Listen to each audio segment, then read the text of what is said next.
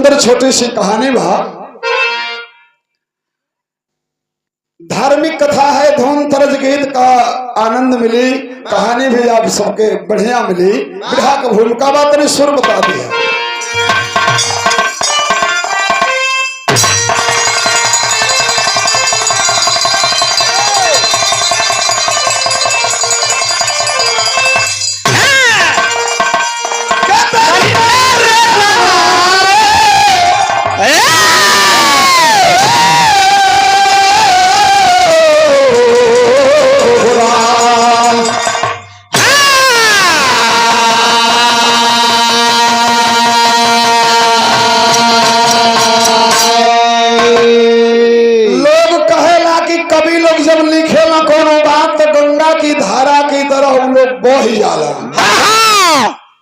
का भाव लिखल गई है कि विमल भाव भक्ति में शक्ति प्रबल है,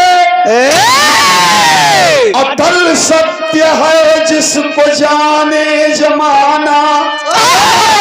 देवों के देव महादेव शिव जी, आसान है जिनको पल में रिझाना। निकट जोधपुर के किसान शिव मंगल, बेटा विभाजन किनारी। सावन सुहावन रखे व्रत सुमारी, जल को चढ़ाते थे शिव के पुजारी।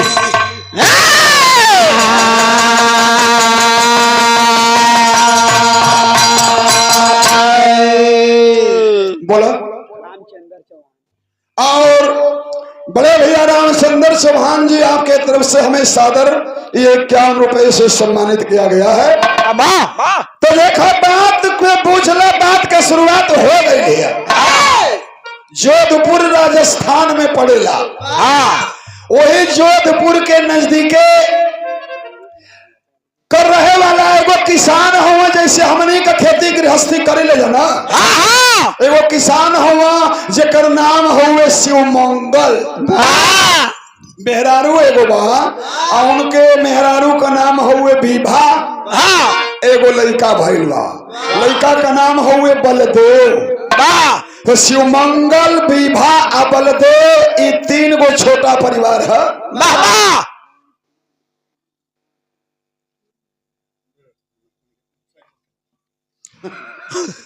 शिव मंगल, विभा, बलदेव 3 गो परिवार का सदस्य हुआ।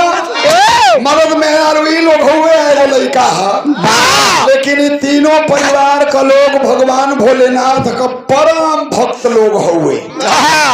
सावन में जब आवेला सावन का महीना ना, तो वहां चाहे 4 गो सोमवार परो चाहे 5 गो परो, कौनो सोमवार परिवार का तीनों सदस्य ना छोड़ेला। शिवल्ला बजा के भगवान शिव के जल चढ़ावेला लोग, बेल पत्र चढ़ावेला लोग, हाथ जोड़ के कहेला लोग के हमनों का दिन कहिया बदली। भगवान भोले दानी सावन में जब 5वां सोमवार आयल है ना, जब ये लोग जल चढ़ावत हुआ तो देखा भाई का एगो गीत हुए।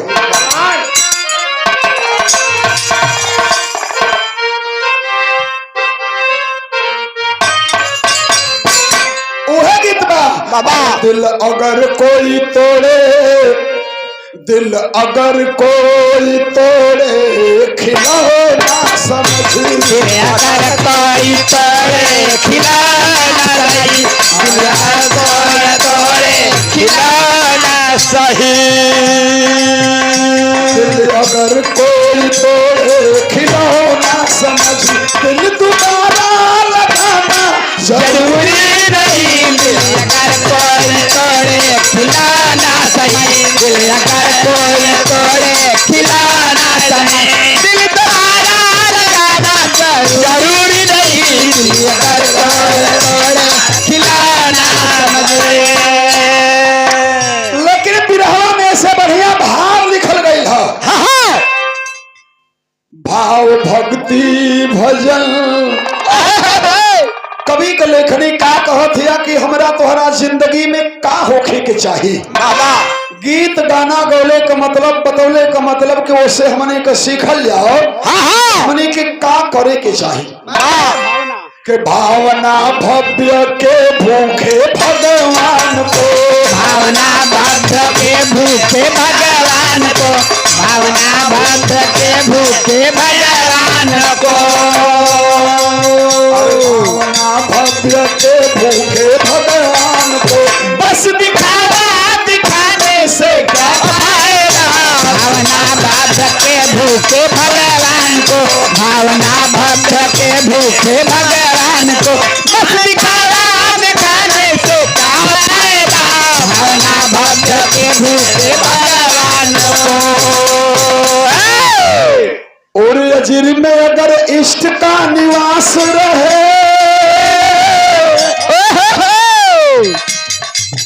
और अजीर में अगर इष्ट का निवास रहे सफल होगा जीवन ये अटल विश्वास रहे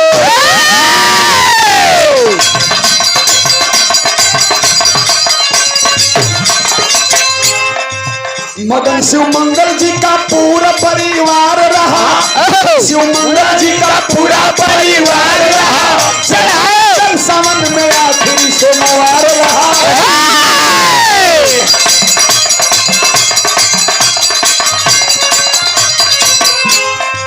प्रसन्न हुए शिव जी देखो उनकी भक्ति को प्रसन्न हुए शिव जी देखो उनके भक्ति को सोचे बता दूं आज मैं भी अपनी शक्ति को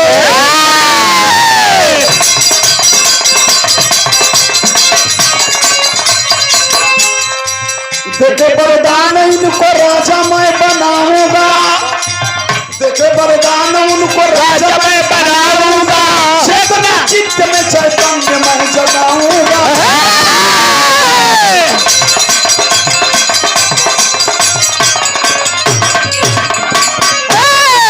देखो सावन में आखिरी सोमवार है आई तीनों जाने पति पत्नी या बेटा तीनों जाने जाके भगवान शिव के जल चढ़ावन लोग हाथ जोड़ के कह लो कि प्रभु कहिया राउर दया होई हमने पत भगवान भोलेनाथ कहला कि हर साल सावन में जल चढ़ावे लो सो कबो ख्याल ना कैली बाकी अभी सावन में इन्हनी को बिरथा न जाए दे भगवान के मन में विचार आयल तो भगवान भोलेदानी बड़ा प्रसन्न होगा उन तीनों की भक्ति से मन में सोचत होगा कि कुछ ऐसा कह दे वो जान जाए सो कि भगवान भोलेनाथ दानी हुआ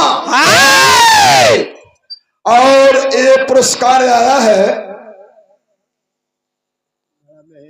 नहीं बड़बर बक्सर जिला बड़की नैनी जोर ये नितिन चिंती है देखिए भैया चश्मा ला नहीं तो नेपाल जा नेपाल जाके आंख देखो बक्सर जिला बड़की नैनी जोर चिंती साहनी बड़की नैनी जोर तो ये पुरस्कार आया है आपके तरफ से आपको हम नमन करते हैं प्रणाम करते हैं सभी वालों के नमन प्रणाम भा तो भगवान भोलेनाथ सोच गए कि कुछ ऐसा कह दे कि इन्हनियों के विश्वास होको कि भगवान हुआ भगवान सोचना कि इन्हनी के वरदान दे के राजा बना दी बड़ा गरीब हुआ सब फटहा पटहा पहिर के आवताना सो धो धा के नहा धो के यानी कि कुछ दे दे कि वो बढ़िया बढ़िया सिल्क कुर्ता पहिरे सो राजा हो जाए सो तो भैया जहिया आखिरी सोमवार रहला जल चढ़ा के ई कुल तो चल गइल से घरे लेकिन भगवान भोलेदानी कहना कि अबे शिवलवा छोड़ब तो गड़बड़ा जाई कहे से कि भाई बड़ा लोग आई है सांझ ले तो सबको जल ले ले तो राती में इन्हनी का इंतजाम करब बिरहा में एगो गीत है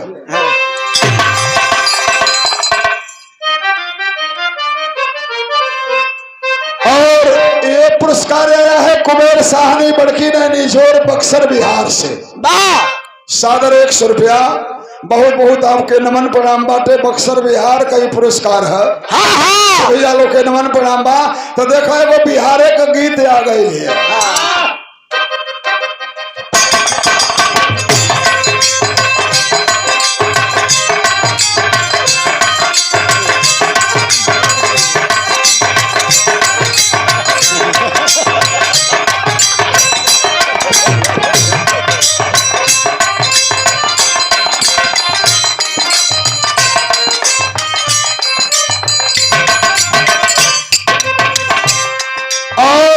सम्मान के कड़ी में बिरहा की बड़ी खूबसूरत उभरती हुई कलाकार हैं खुशी यादव जी, जिन्होंने हमें पुष्प देकर के सादर 100 रुपये से सम्मानित किया है। धन्यवाद देते हैं कि जिंदगी में तरक्की हो, बिरहा के क्षेत्र में आपको प्रगति हो, जनता जनार्दन का आशीर्वाद आपको मिले। बहुत बहुत धन्यवाद है खुशी जी को। सब भैया लोग के नमन प्रणाम बा। कौन गीत है?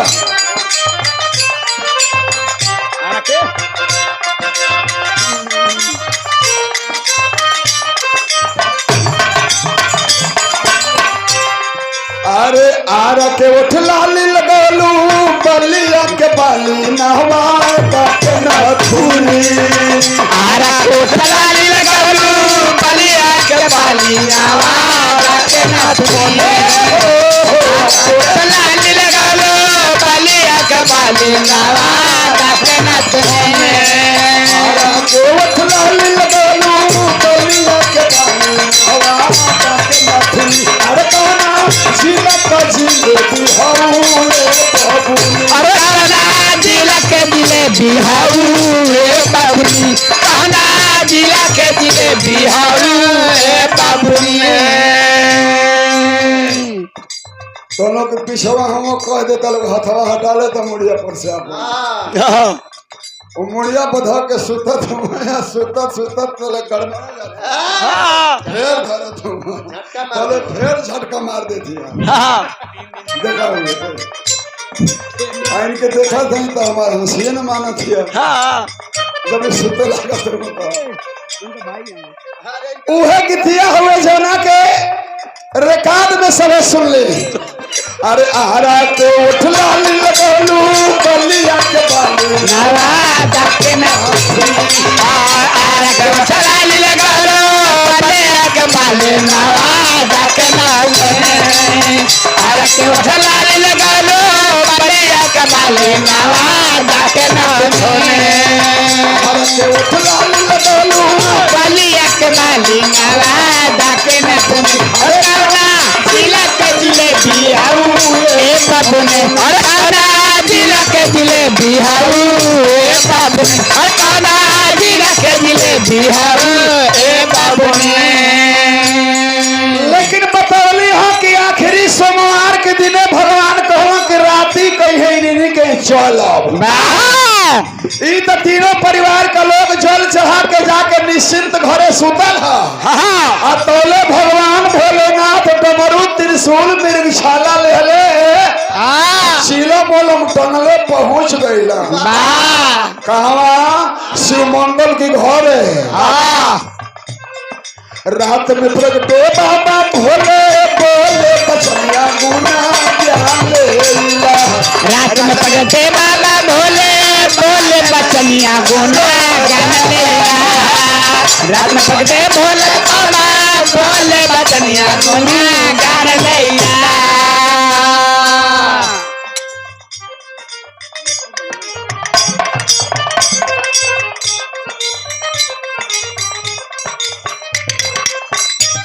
और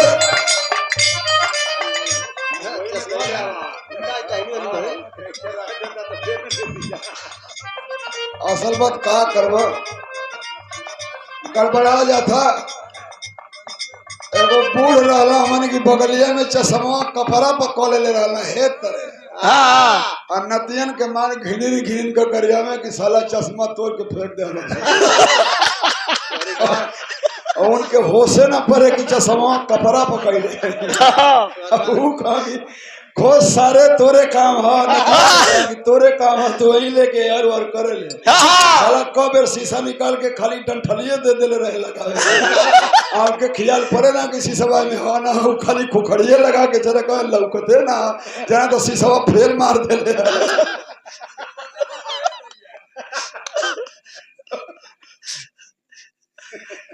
तई पुरस्कार आए देखी संतोष तिवारी जी बड़की नैनी जोर बक्सर बिहार। संतोष पागल ना है ऐसा ही कॉमेडी आ गई बा। रात नवगढ़ में रह जा चंदौली में खाली यही बात का चर्चा। संतोष पागल ना है। बहुत बहुत नमन प्रणाम बा तिवारी जी के सभैया लोग के नमन प्रणाम हुए। लेकिन भगवान भोलेदानी राती का पहुंचला है शिव मंगल के है और रात में प्रगटे बाबा भोले बोले बचनिया गुना गान लैला रात में पहुंचे भोले भोले बोले बचनिया गुना गान लैला रात में पहुंचे बाबा भोले बोले बचनिया गुना गान लैला प्रगटे बाबा भोले बोले बचनिया गुना ज्ञान लैला। अरे तीनों जाना हमसे एक बारा तीनों जाना हमसे एक बारा दान लैला तीनों जाना हमसे एक बारा दान लैला तीनों जाना हमसे एक बारा दान लैला। भगवान भोलेनाथ गईला हो राती में शिव मंगल सुतल हवा कहला ए शिव मंगल उठ बेटा उठ उठ जो मेरा रुख अपनी जगह है बगल में लड़का एव के जगह। भगवान भोलेनाथ के देख के शिव मंगल मार दवर दवर छप छप गोड़वे पर गिरत हो।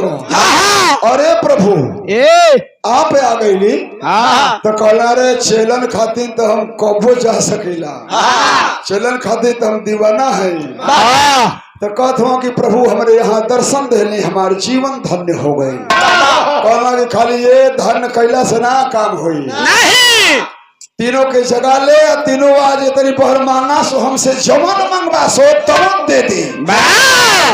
हाली हाली मेहरुआ कथा उठ रे का सोचल है भगवान आयल हो तो वो कहते कि हाँ ये कुल का बतियाओ हो सोते दबा कि नाटक करबा तो कथ हो कह रहे उठबी तब न देखबी मेहरारू जागल तो त्रिशूल डमरू ले भगवान भोलेनाथ चमचम चमचम चमकत हो। लइकवा बलदेव जगलस तो भगवान के देख के पैर पकड़ता। भगवान भोलेनाथ कहना तोहन लोग इतना दिन से हमके जल चढ़ौले हुआ मन बड़ा गदगद है तोहन लोग से और तोहन लोग के वचन देते कि ए बेरा तोहन लोग हमसे एकाएगो वरदान मांग लो और जवन मांग लेबा दुनिया का कोनो चीज मांगबा ए बेरा तोहन लोग के मिल जाई।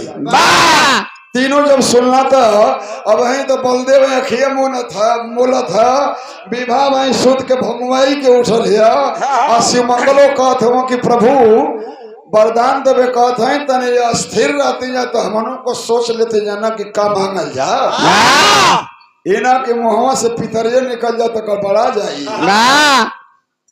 भगवान भोलेनाथ कहते हो नहीं गड़बड़ावा लो मत मांगल हो का भइल अरे तीनों कहे कि बाबा बहिना चाही तीनों कहे कि बाबा बहिना चाही तीनों कहे कि बाबा बहिना चाही आगे जब मांगल जाई कहिया कहिया आगे जब मांगल जाई कहिया कहिया नाही आगे जब मांगल जाई कहिया कहिया नाही वो कपर बतावल जाई अपना सपनवा बाबा ध्यान भइला मोकर सजावल जाई अपना सपनवा बाबा ध्यान धइला मोकर सजावल जाई अपन सपनवा बाबा ध्यान धइला वो कपर सजावल जाई अपना सपनवा बाबा ध्यान भइला। अरे तीनों जाना हमसे कहे कपर रहंगेला तीना जाना हमसे ककबरा दान लैला तीना जाना हमसे ककबरा दान लैला। तीनों उठ के खड़ा हुआ भगवान भोलेनाथ से कहल कि प्रभु वरदान देवे कहत हुआ तो वरदान हमनी के अबे ना चाही।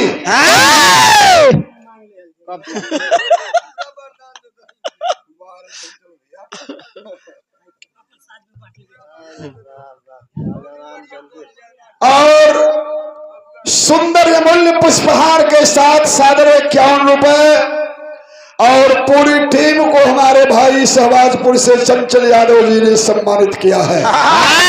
बहुत बहुत धन्यवाद देते हैं भाई को इसी तरह से चमकते रहिए लोगों के दिलों पे राज करिए हमारी शुभकामना है।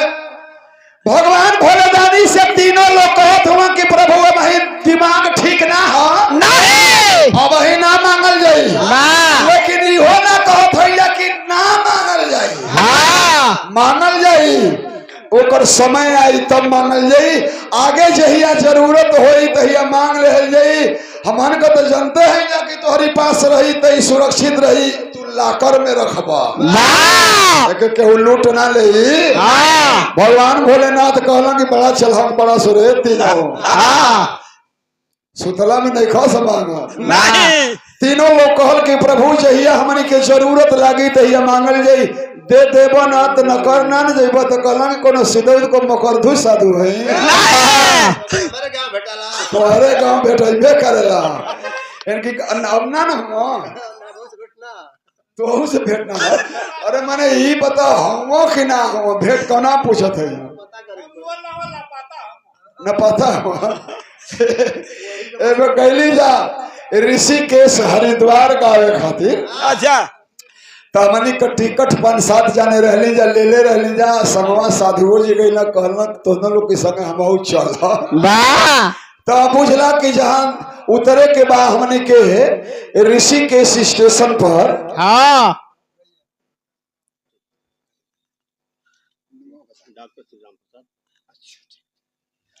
और परम आदरणीय माननीय श्री डॉक्टर श्री राम प्रसाद जी आपके तरफ से 100 रुपए और ये सुंदर अमूल्य पुष्पहार आया है। डॉक्टर साहब को बहुत बहुत नमन प्रणाम करते हैं। तो खाली एक ही स्टेशन का बात रहल पतवा लिखावे अलग कहले लो रहल ना कि नहीं तो हम ऋषि के सुतर जी बोलो तो काम हो जाए। अब वही वो से एक स्टेशन आगे जाए के रहल तले मकरधु साधु कहत हम मर्दा तो नहीं तो लोग का घबरा लो। हम कहले कि मर्दा भाई एक स्टेशन आगे जाए के है और बोले तो ना कोनो चेक कैल सोई ना कि कहीं पकड़ा न जाए जा। साधु कहत हम कि साधु के छूट रहेला हम कौ आदमी के लेके चल जाये तो लोग घबरा मत जब एक ही टीशन का बात है तो आप बुझल कि जब ऋषिकेश से आगे गाड़ी बढ़ल ना तो टीटी आ गई। जब टीटी आई तो कहता कि टिकट तो हम तो भाई टिकट हुआ कुल ले रहे लेकिन खाली ऋषिकेश से लेकर रहे 10 किलोमीटर और आगे जाए के रहे उतने में टीटी पकड़ ले। जब हमन के टीटी पकड़लस तो मकरधु साधु दूसरी ओर से निकल गई ना।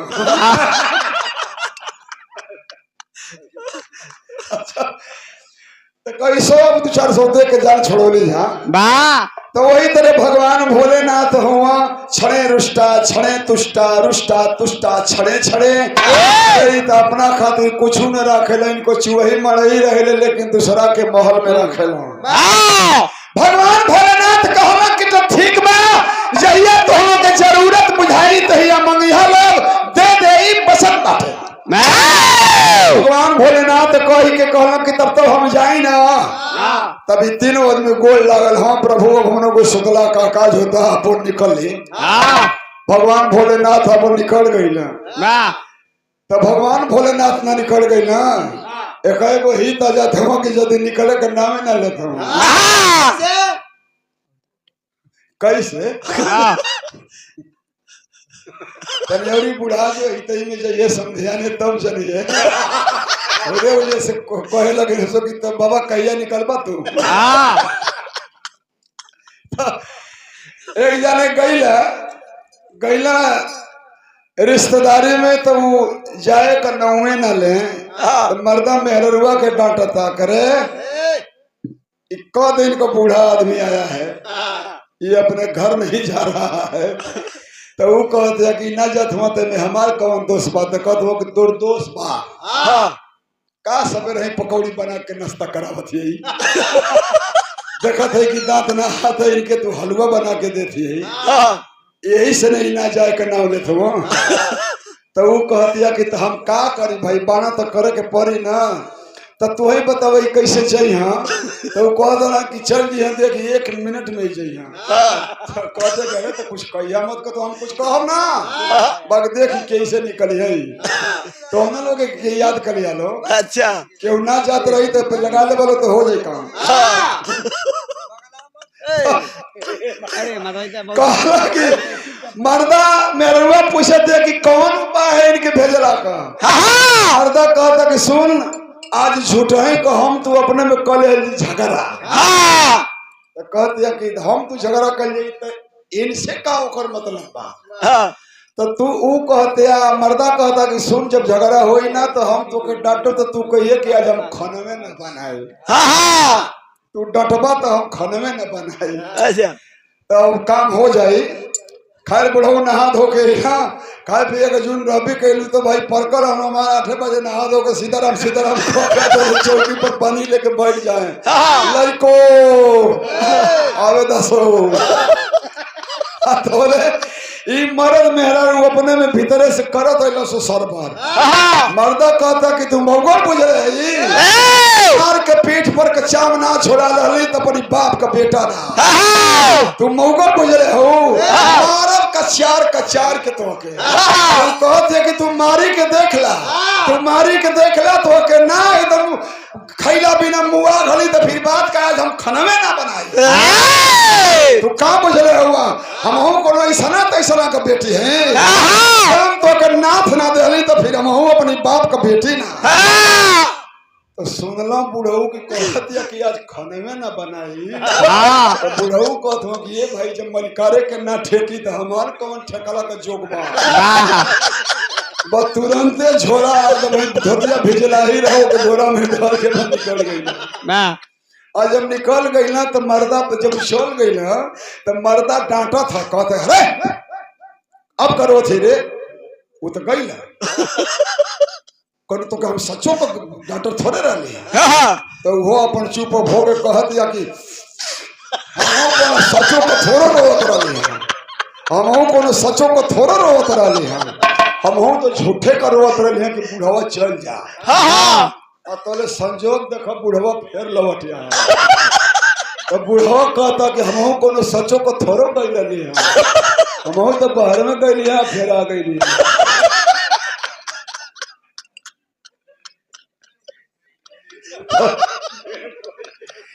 इशारा तो उन्हें लोग को कहीं और ही रहे लेकिन काम ना हो पावल दोनों लोग फंसे जाइबा इतना लगेबा लो तो फंस जाइबा लो। इशारा से कहीं कहीं काम हो जाला।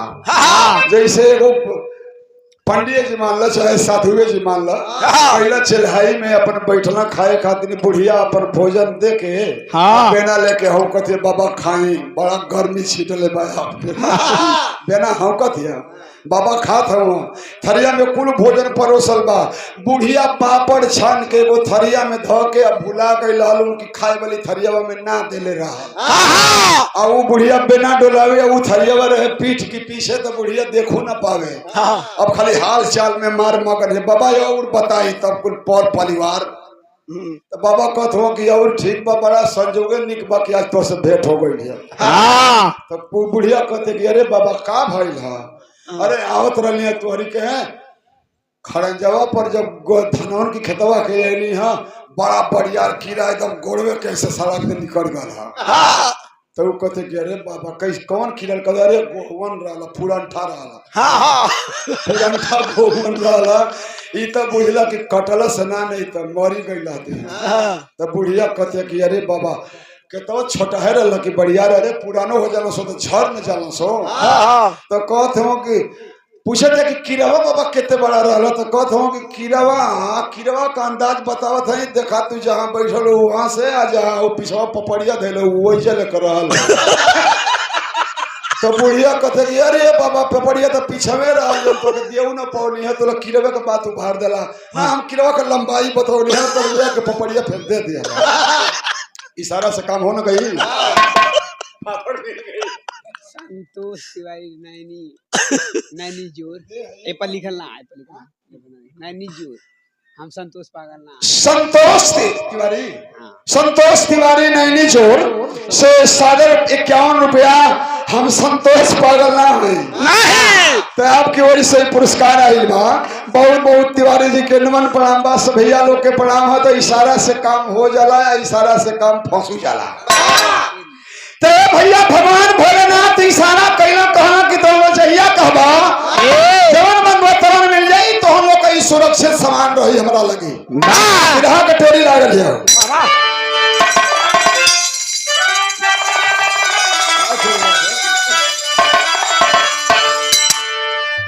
का कहत हो कौन वार्ता होती है कि तबहिया में बीते दिनवा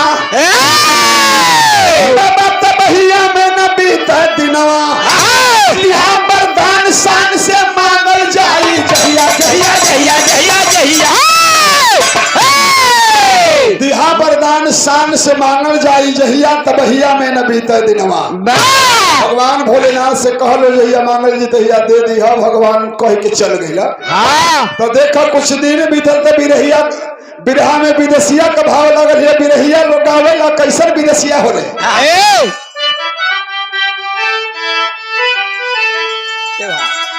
त्योहार त्योहार अरे त्योहार शिवारा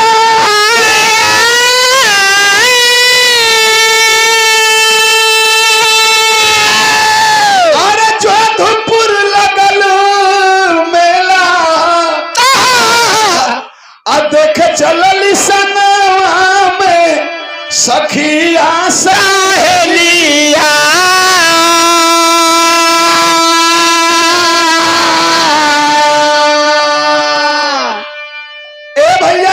जोधपुर में शिवरात्रि की दिने मेला लगल आज जब उनका पत्नी विवाह है कुल सखी सलेहर लोग के संगे मारापन चलत है। गीत गावत जात हलो चल जाए मेला में तो देख के चिकन चिकन चौकी किनल जाई, बढ़िया बेलना किनल जाई, चिकन के फुनुका किनाई। मेला में यह कुल किनाला। मेला का असली मजा मेहरुए उठावे ली।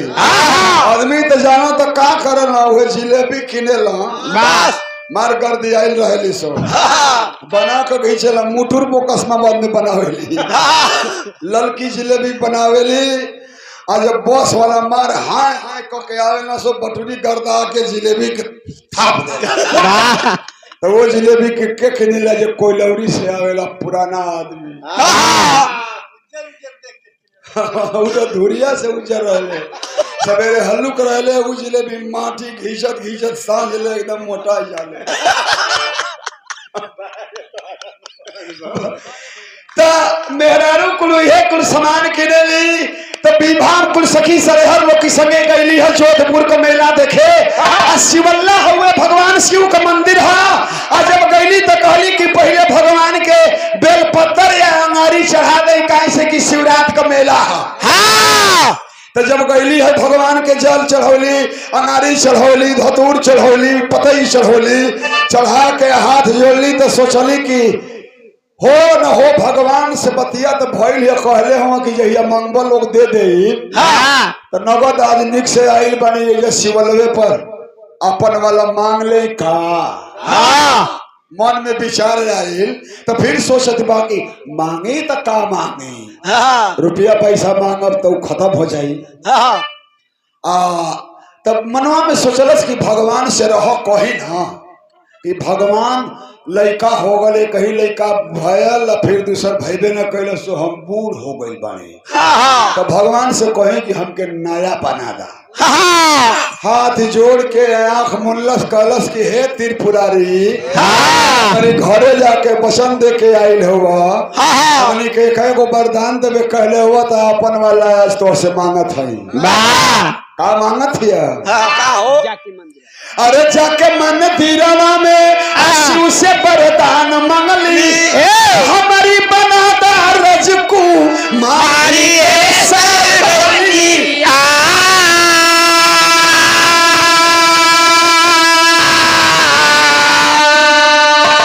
कहा दिया कि हे भगवान बूढ़ हो गई बानी तो हमके ऐसा बनादा कि जैसे राजा को मेहरारू राजकुमारी लोग होला वैसन हमके सकल सूरत मार गहना गीठों से ला दी इतना हम सुंदर हो जाए कि जे देखे हमके मोहिया बुढ़वा देखो तो अब बुढ़ा गए बुढ़वा निक से बोलतो ना नया हो जाए तो बुढ़वा खुदे बर्तन माजे लगी या चौका बासन कर लगी हमके कुछ न कर दे। तो भगवान से कहली कि नया बना दो। भगवान भोलेनाथ कहला कि कहले तो बटले बानी जा मांगत हो तो मिल जाये अबे मिली सेकंड भर लागे खाली। भगवान भोलेनाथ का वरदान लागल एकदम 18-20 साल के नौजवान लड़की हो गई एकदम जब राजकुमारी लोग के पहरावा पोशाक होला मारकुल कान में नाक में हाथ में गोड़ में मारकुल गहना से लद गई सुंदर हो गई। अपन सखी सले हर लोग दुवरिया पर हलोग और वहां से निकले थे तो कितने तो चिंती ना है सो ए भाई कौन राजवाड़ा कर ले मेहरा रुवाई लहलिया हमने के बुढ़िया के हर बा तई मार चकबका थे सो तो ऊ कहत बा करे हम ही हैं भगवान से वरदान उधार रल हम मंगली है नया हो गई है हम बुढ़िए हैं लेकिन अब वरदानवा से नया हो गई है चलो लोग मेला में घूमल जाओ तो अब जेहर जेहर मेला में जाओ तो और इनके केहू ना देखे वही के सब देखे आई दादा सब ख्याल करे तो वही के और जब सब ख्याल करे तो वही मेला में भाई किस्म किस्म का लोग हो राजकुमारी रूप देखा राजकुमार एक शादी बदे जबारी उठाई चाला डोलिया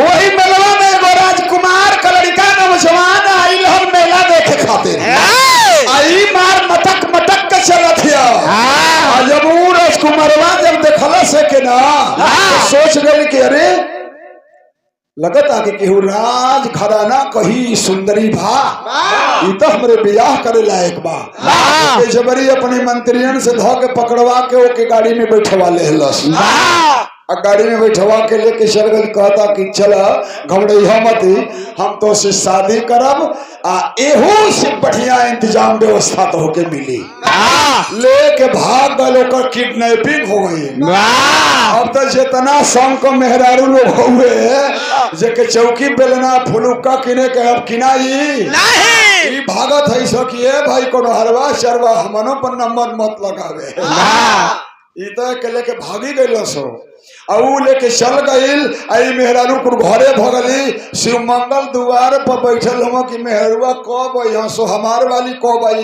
जना था कि मेरा भौरिये लगावे के पड़ी का मेहरारू कुलैली सो मारे घर में भगत भगत जात है सो पूछत में फलाना बो बुढ़िया के हर रह गई कहते चुप रहा बुढ़िया का बात मत बतियावा का जन कैसे नावा हो गई है थोड़ा लेके गाड़ी में बैठा के भाग गए तो जब सुनलस तो शिव मंगल सुनला तो कहला कि शिवलवा में गई ले हाँ मंदिरों में गौए तबे कमा भौए शिव मंगल पूछ गो कि जना था कि अपन वाली मांग ले शिव मंगल बुझ गई कहत कि जना था कि वरदान मांग के नया भइल तबे कर अपहरण भयल बतावा जान का मेहरारू छोड़ के भाग गई साली इतना कमीनी बाबू का होके कही अब हम भाग गई हमके छोड़ के शिव मंगल अब मार खिसियाते हुए लेकिन करिहा तो का करिहा तब शिव मंगल सोचत हम कि वो वरदान मांग के नया होके भागल तो अब बदन में हम मांगब अब अपन वाला हम मांगब वो जब ना तबे एकदम जना था कि हर घड़ी तैयारे रहा था दे ही देता शिवरात रहा लिया तो इना टरे के चाहिए कि आज बड़ा भीड़ बा मांग लिया तो दे दे नया हो गई लिया छोड़ के भाग गई लिया तो शिव मंगल भगवान भोलेनाथ के बोलावत हो कल हर हर महादेव आवा शिव मंगल बोलावत हुआ बोला तुरंत आ गई ना जब आ गई ना तो कथ छिला कथ कह रहे कुछ याद बा हाँ एगो वरदान तो आर उधार है मेहरुआ के देहला कथ हाँ गई ले वही चले घर में जाके वो घर में जाके ले ले अब तू अपने घरे हमके बोला ले तो बोला कहा आज जरूरत बात कथवा हाँ आपे चाहिए तो कथ हो कि तो बतावा मांगत हो बिरहा में एगो तरज लागल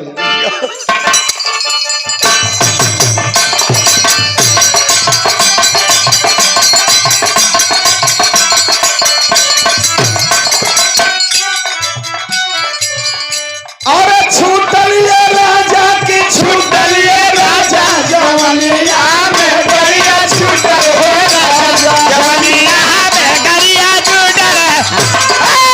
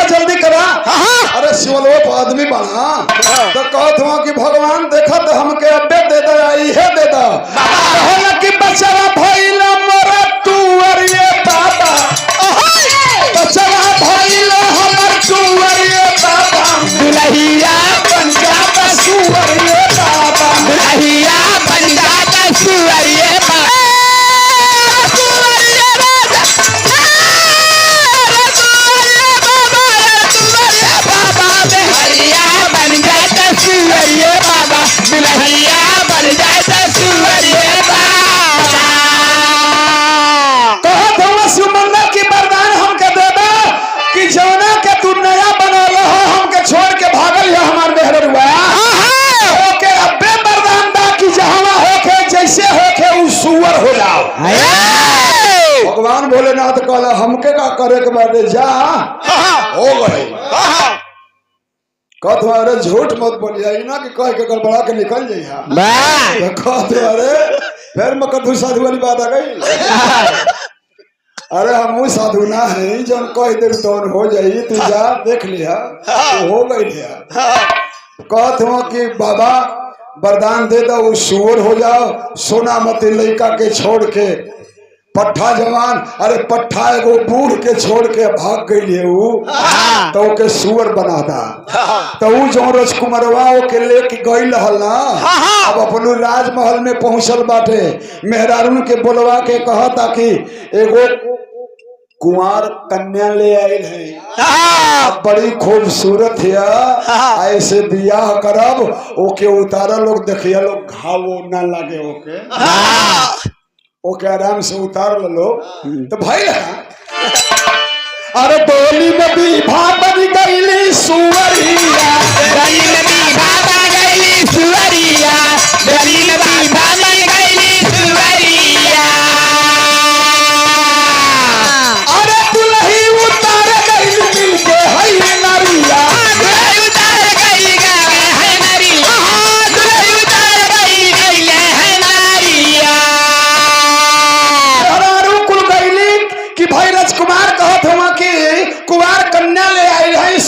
देख कैसे बियाह करब इनके आराम से उतारल जाओ। जब उतारत हलो तो डोली को वो हार हटावत है सा तो वही में से हो करत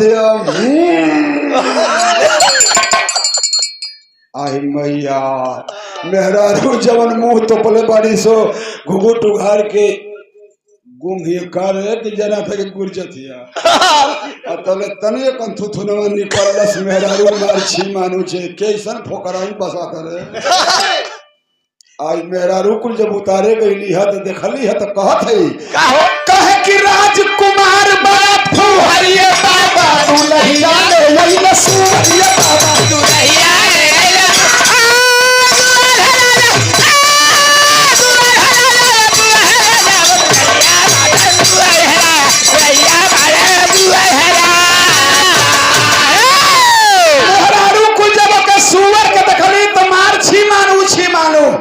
बाप रे बाप कहता कि हम बियाह करे खातिर ले आयल है ओके धीरे से उतर लोग।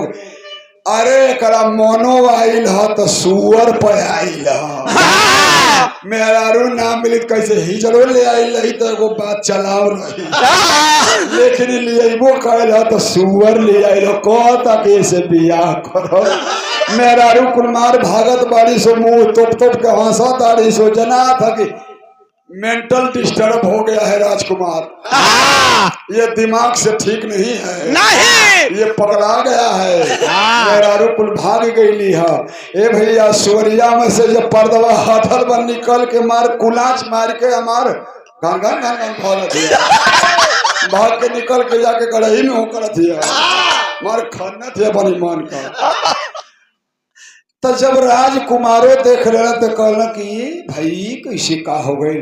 मेहरारू से कहला कि छोड़ो छोड़ो जना तक काम का बड़ा गई बा धरे के दूसरा धरा गई दूसरा आय। अब जब एक बियाह शादी ना भइल सुअर का रूप पा गई तभी घबराए लागल कहलस कि कहिया ले ये जोनी में रह भोजनवा तो बड़ा उड़बिड़े न बाबू कहिया ले कुल टंड साहब हम तो ये बाबू लेकिन हर शिवमंगल उनका बेटा बलदेव बलदेव माई खातिर उदास है आ शिवमंगल मेहरारू खातिर। शिवमंगल कहत हुआ कि ये बेटा बड़ा तकदीर हमार तो खराब बा।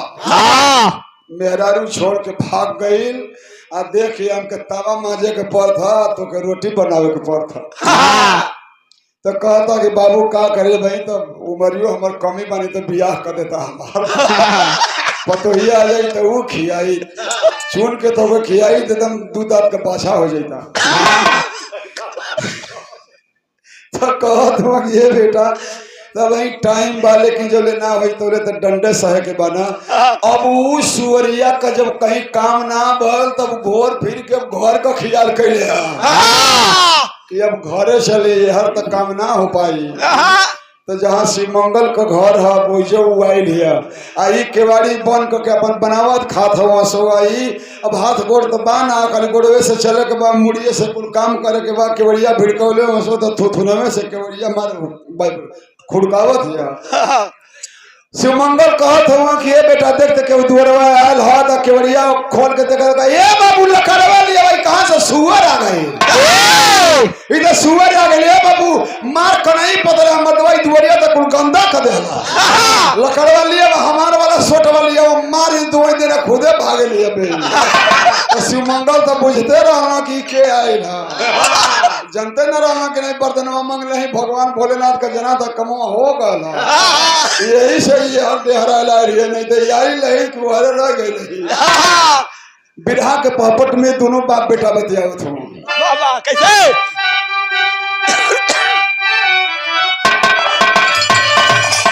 अरे शिवमंगल समझावेला अरे शिवमंगल बतलावेला समझाई बचावा का करबा इहे सुवरिया ये सभी तोहार माई बचावा का करबा ये करिया असली तोहार ये करिया असली तो ये करिया असली तोहार माई बतिया का करबा ये करिया असली तोहार माई बतिया का करबा ये करिया असली तोहार माई बतिया का करबा लाज न आवे तोहके बाबू कहा गईला पगलाई इहे सुवरिया हमार इहे सुवरिया असली हमार माई बचवा का करबा आ शिवमंगल बतलावेला समझाई बचवा का करबा बाबू अरे तू कहत हो कि हमारा असली माई है तो हम पगला गई हो का माई छोड़ के गई तो जना था कि मेहरारू को शौक लाग गल का दिमाग तो काम ना करता अरे ईश्वरिया हमर माई है तो कहत हो कि बेटा तू ना बुझबे ई वरदान मांग के राजकुमारी बनल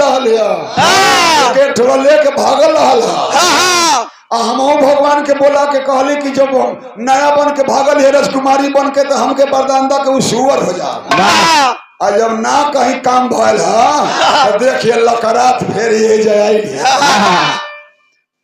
जब सुनला सब बलदेव तो कहता कि ये बाबू तू अपन वाला मांग ले लो कहता कि हाँ ओहर गई है तुरंत भिड़ा देले हाँ कहली है कि बाबा चापा के भाई माथे में ना जा तो नहीं काम हो जा तो भगवान का बतिया कुल बता दे ना शिवमंगल अपनी बेटा बलदेव से बलदेव जब जलना तो कहत हुआ कि बाबू मारियो गड़बड़ के नया बने का वरदान मांग ले सतू के सुअर बना देला तब काम कैसे बनी अब तो एक ही गोली हमारी पास बा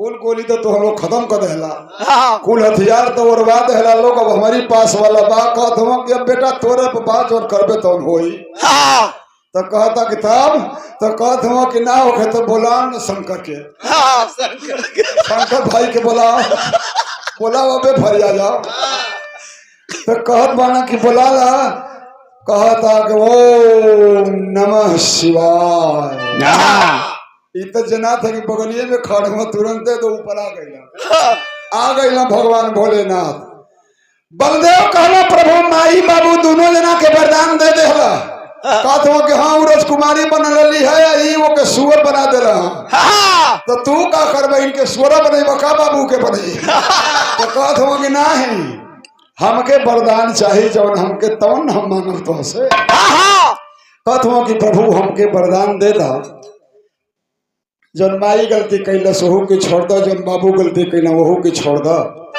माई सुअर बनल है मार कनई में लोटत है हमके वरदान दे दे कि माई फिर जैसे बूढ़ रहे वैसे नहीं हो जा पुरन की साड़ी पहन ले बाबा एक वैसे ने बना दा जन पुरन की हमार माई रहे भगवान भोलेनाथ कहना झोरिया में से राख निकाल के मरना कहना कि छो बस सूर्य वो बुढ़िया बन गई माई का गोल लगा था कदे रे बेटा बड़ा निक के लेके निकाल ले नहीं तो बड़ी दंड होता है इधर तो के तो अकेले लेकर सुअर ना बैठा तो बड़ा दौड़ ले रही बिरहा के आखिरी लाइन है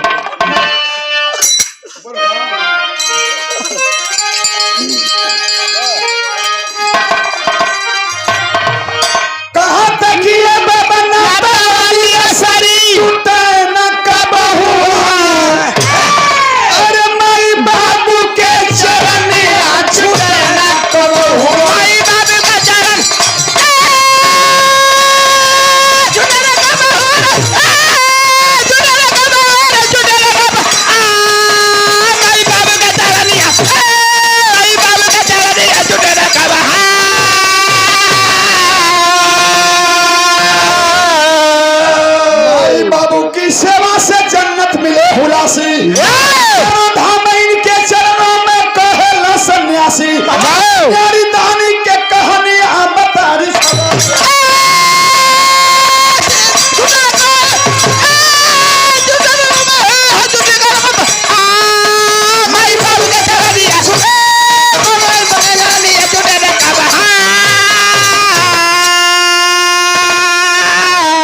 भगवान भोलेनाथ कहला कि जा तो हरमाई ठीक हो गई हम जाई ना कहता कि जाई प्रभु लेकिन गोर लागत है आशीर्वाद दे दे कि माई बाबू को हम सेवा करी ये लोग के चरण अभी नहीं कबो सुअर बने आ नहीं कबो हमारे बाबू हमसे दूर होके ये लोग के हम सेवा करी आ ये लोग की शरण में रहे। भगवान भोलेनाथ आशीर्वाद दे के चल गई ना। तो गुरु बिहारी गुरु गणेश गुरु रामलाल गुरु कारी स्वर्ग बसे चंद्रिका कवि बच्चन जी बने पुजारी। अरे तबहिया में न बीत दिना रामा करके सदगुरु के साथिया तबहिया में न बीत दिना